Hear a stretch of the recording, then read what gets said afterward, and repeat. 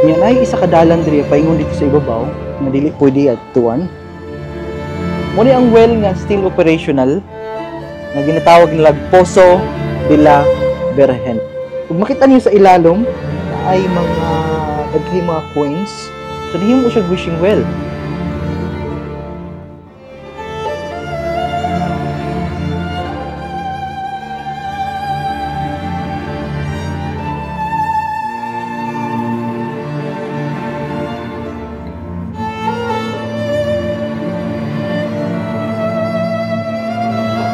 Mayong adlaw mga master, bagong vlog, bagong storya na po datong isigutan. Ginatawag siya triangular kay siya ang pinakaunang dipinsahanan diri sa Pilipinas nga porma og triangle. Nay isa ka lugar sa Cebu nga dugay na nakong gusto makitaan. Kini ang Fort San Pedro.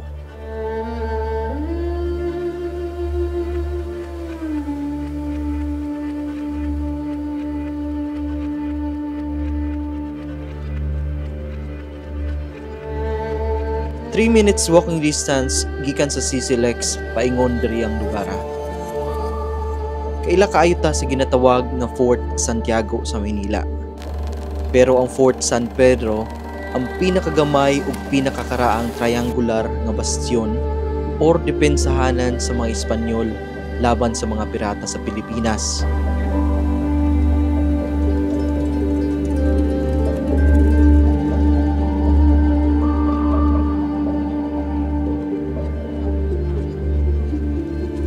Katong tuig 1565, niabot ang pinakaunang gobernador general sa Pilipinas.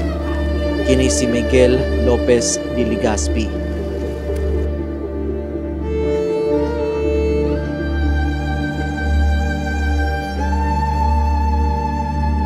Iyang gipabuhat ang kahoy nga dipinsahanan nga duol sa pantalan ug sa plaza nga karon ginatawag na Plaza Independencia.